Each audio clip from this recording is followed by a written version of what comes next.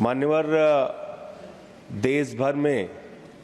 जो बिजली की आपूर्ति थर्मल पावर के माध्यम से, थर्मल पावर प्लांट के माध्यम से होती है, उसको संचालित करने में कोल इंडिया का और कोल इंडिया के मजदूरों का बहुत महत्वपूर्ण योगदान होता है। और मुझे याद है मान्यवर कि जब कोरोना का समय था, उस वक्त भी कोल इंडिया ने अपना प्रोडक्शन बंद नहीं किया और मजदूरों ने अपना जान जोखिम पे डाल के देश के अंदर बिजली की आपूर्ति बाधित न हो, इसके लिए काम किया। मान्यवर, कोल इंडिया का खुद का नेशनल वेज एक्ट है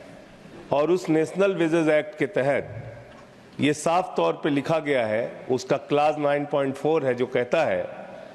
कि जो मजदूर कोल इंडिया में काम करते करते गंभीर रूप से बीमार हो जाएगा, किसी को कैंसर की बीमारी, किसी को लीवर की बीमारी, किसी को किडनी की बीमारी, यानी कि जो गंभीर बीमारियां हैं, उनके लिए ये नियम बनाया गया कि उनके जो आश्रित हैं, उनके जो डिपेंडेंट्स हैं, उनको नौकरी दी जाएगी और इसके लिए जो परीक्षण होगा, चिकित्सीय परीक्षण होगा, वो मेडिकल बोर्ड करेगा, कोल इंडिया का मेडिकल बोर्ड करेगा। लेकिन बहुत दुर्भाग्य की बात है मान्यवर कि 18 नवंबर 2017, करीब करीब 7 साल से अधिक का समय हो गया है, आज तक वो मेडिकल बोर्ड काम ही नहीं कर रहा है। मेडिकल बोर्ड काम नहीं कर रहा मान्यवर। और वो जो मजदूर हैं, उन्होंने महामहिम राष्ट्रपति को कई बार प्रार्थना पत्र लिखा, आदरणीय प्रधानमंत्री जी को कई बार प्रार्थना पत्र लिखा, कोयला मंत्री जी को कई बार प्रार्थना पत्र लिखा।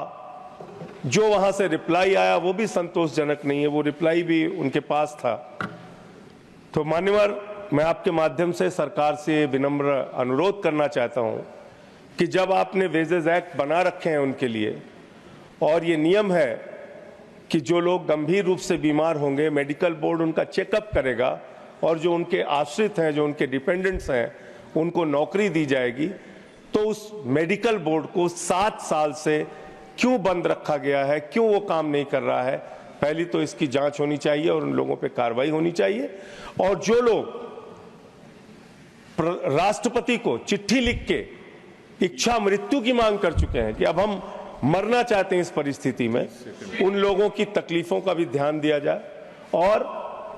मेडिकल जांच करा के उनके जो डिपेंडेंट्स हैं, आश्रित हैं, उनको अनुकंपा नियुक्ति दी जाए, उनको कोल इंडिया में नौकरी प्रदान की जाए।